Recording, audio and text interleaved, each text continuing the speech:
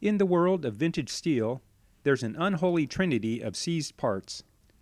The stuck seat post, the frozen bottom bracket, and the jammed quill stem.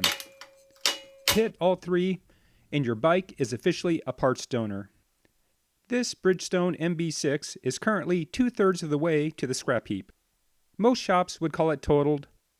I call it a challenge. Today, we're going to see if this 90s legend can be saved from 30 years of rust and neglect. Can we beat the Unholy Trinity? Or has this Bridgestone finally met its match? It's time to find out. Let's get to work.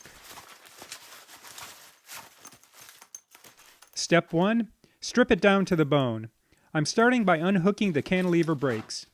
To the experts at the big box stores, these are obsolete. To me, they're simple, light, and they actually work. Next, the wheels come off. These tires are absolute death traps, dry rotted, straight through to the casing. They're gone. But the wheels? They're original to this MB-6. They're dirty, but they've got 30 years of life left in them if we treat them right. The wheels are out of the way, but the easy work ends here. Next, we've got to get this drivetrain off, starting with the chain that's seen better days. We're clearing the path because I know what's waiting for me at the center of the frame. The first member of the Unholy Trinity, and something tells me it isn't going to go quietly. The chain is gone and this rear derailleur is next. It's filthy, but underneath that grime is a piece of old school Suntour engineering that modern plastic stuff just can't touch. A quick bath will bring this back to life. Now, let's get these rear cantilevers off and finish stripping the stop and go from this frame. Now for the rear brakes. A 10mm driver is all it takes to get these arms off. But there's a trap waiting for you here.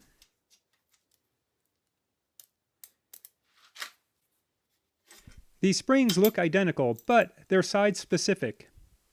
If you mix them up, you'll spend hours fighting your brake tension later. I've learned my lesson. I'm using a zip tie to keep each arm in its original spring married together. It's a 5-cent solution to a $10 headache. It might look simple, but on a 30-year-old Bridgestone, the goal isn't just to take it apart. It's to make sure it actually goes back together. We're at the center of the bike now, and the path is almost clear. I'm snipping the cable and dropping this front derailleur. That clamp has been hugging the seat post for 3 decades. A quick loosen and a little wiggle and it's off. But before I can get to the main event, these crank arms have to come off. This is a classic square taper setup. It's a standard that's worked perfectly for 40 years until the industry decided we all needed oversized, hollow spindles that creak if you even look at them sideways. With the crank arms out of the way, there's nothing left between me and the first member of the Unholy Trinity. It's just me and a 30-year-old bottom bracket that hasn't moved since the 90s. Grab your safety glasses, things are going to get interesting. First up in the Unholy Trinity, the bottom bracket. My spanners and pliers are useless against this lock ring. This thing is fused solid. Time to bring the heat.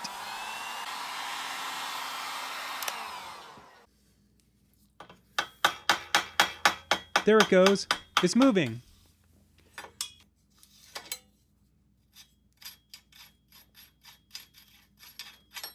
And ouch! Note to self, metal stays hot after a heat gun.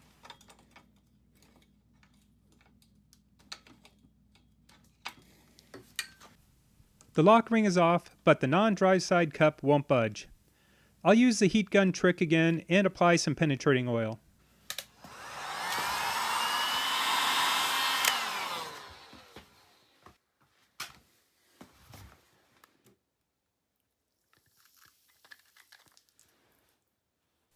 Let's move to the other side.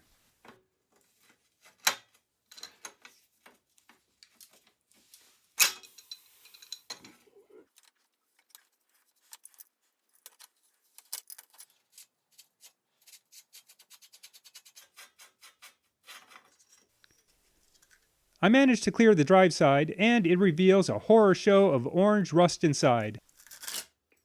Ooh.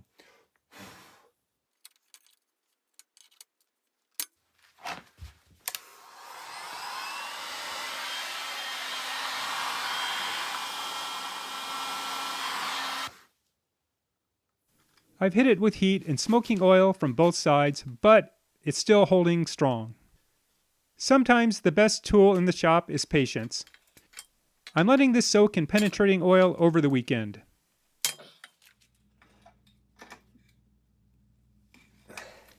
Monday morning, and I'm looking at things with fresh eyes. I found this old flat wrench that fits in the cup notch perfectly. With a little extra leverage, there it is, 1 down, 2 to go. The Trinity just lost its first member. With the bottom bracket finally conquered, we're moving to the front of the bike. I'm cleaning out this mess of crusty cables and housings. It's a satisfying job. Every snip makes this bike look a little bit less like a basket case and more like a project. But I'm not doing it just for the aesthetics. I'm clearing the path for the second member of the Unholy Trinity. It's been sitting there, staring at me this whole time, waiting to see if I've got enough persuasion left in the tank to get it to move. Cable cutters away, it's time for the heavy hitters. Here we go, member 2 of the Unholy Trinity, the seized quill stem. I've loosened the bolt a 1/4 inch, and now it's time for a firm introduction from the hammer of persuasion. Nothing. Usually 1 hit is enough to drop the wedge, but this bike isn't interested in usually. This is turning out to be an exhibition in violence. I'm hitting the thing with everything I've got, and it's not even flinching. If muscle won't do it, chemistry will. I'm flipping the bike and I'm drowning the wedge in penetrating oil from the bottom up. We're going to let it soak for a few hours and we'll see if it regains its sense.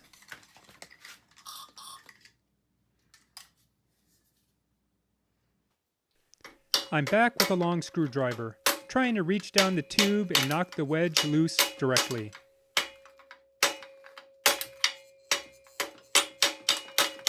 Still stubborn. You know what? I'm not letting the stem hold the rest of the teardown hostage. I'm backing the bolt all the way out and pulling the stem. The wedge is still hiding down there in the fork, but we'll deal with that stowaway later. Right now, I've got the bike to finish stripping.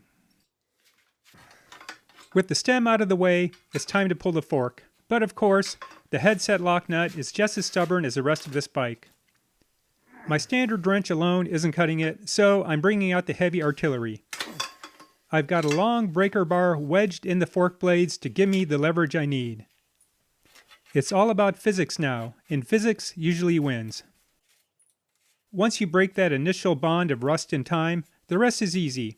I'm spinning off the lock nut, pulling the spacer, and unscrewing the bearing race. And just like that, the fork is out. We're finally seeing the bare bones of this Bridgestone. But don't get too comfortable yet. We still have that wedge to deal with. Time to evict that stowaway. I've got the fork upside down on a block of wood, 1 firm smack with a screwdriver, and there it is. The wedge is out. The fork is clear, and the battle with the stem is officially over.